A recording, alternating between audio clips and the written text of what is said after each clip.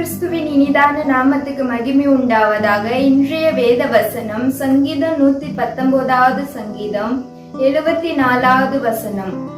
நான் உம்முடைய வசனத்திற்கு காத்திருக்கிறபடியினால் உமக்கு பயந்தவர்கள் என்னை கண்டு சந்தோஷப்படுவார்கள். ஆமேன். அவருடைய வசனத்துக்கு காத்திருக்கும் போது அவர்களுக்கு பயந்தவர்கள் நம்மளை கண்டு சந்தோஷப்படுவாங்களாம். யாரெல்லாம் தேவனுடைய வசனத்துக்கு தாகமா வாஞ்சையா இருக்கிறாங்களோ, தேவனுடைய வசனத்தை தினந்தோறும் படிக்கிறாங்களோ, அதை தியானிக்கிறாங்களோ, அவர்களுக்கு தேவன் ஞானத்தை தருகிறவரா இருக்கிறார். அவர்களை பார்க்கும்போது அவர்களுக்கு தேவனுக்கு பயந்தவர்கள் அவர்களை கண்டு சந்தோஷப்படுகிறவர்களா இருக்கிறாங்க. மனிதர்கள் நம்ம பார்க்கும்போது நம்மள பார்க்க கூடாது, தேவனை பார்க்க வேண்டும். நம்ம மூலியமா தேவன் வெளிப்பட வேண்டும். தேவன் நம்ம மூலியமா ஜனங்களை ஆசீர்வதிக்க வேண்டும்.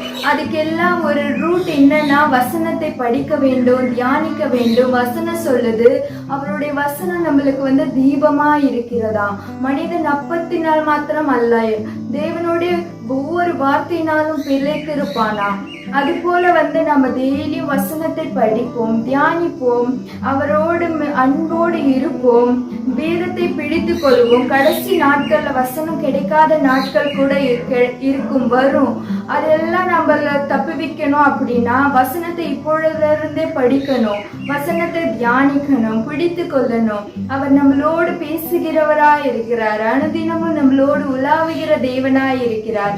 அன்று 40 நாள் தேவன் உபவாசித்து இருக்கும்போது, பிசாசு சோதிக்கும் போது தேவன் வசனத்தினால் வென்றார், ஜெயித்தார். அது போல இந்த உலகத்தில் நமக்கு வரும் போராட்டங்களை பார்த்து பயப்படாம வசனத்தை வைத்து வசனத்தை சொல்லி தினந்தோறும் ஜெபிக்கும் போது நாமளும் பொல்லாத பிசாசை ஜெயித்து, இந்த உலகத்தில் வருகிற சோதனைகளை ஜெயித்து, தேவனுடைய நாமத்துக்கு மகிமை செலுத்தி வசனத்தை ஒவ்வொரு நாளும் தியானிக்கும் போது தேவன் நம்மளை ஆசீர்வதிக்கிறவராய் இருக்கிறார்.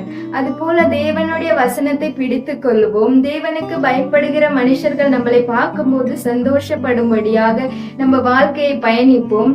இதுவரை நம்மை நடத்தின தேவனுக்கு நன்றியை செலுத்துவோம். இயேசு கிறிஸ்துவின் நாமத்தினாலே ஆமேன்.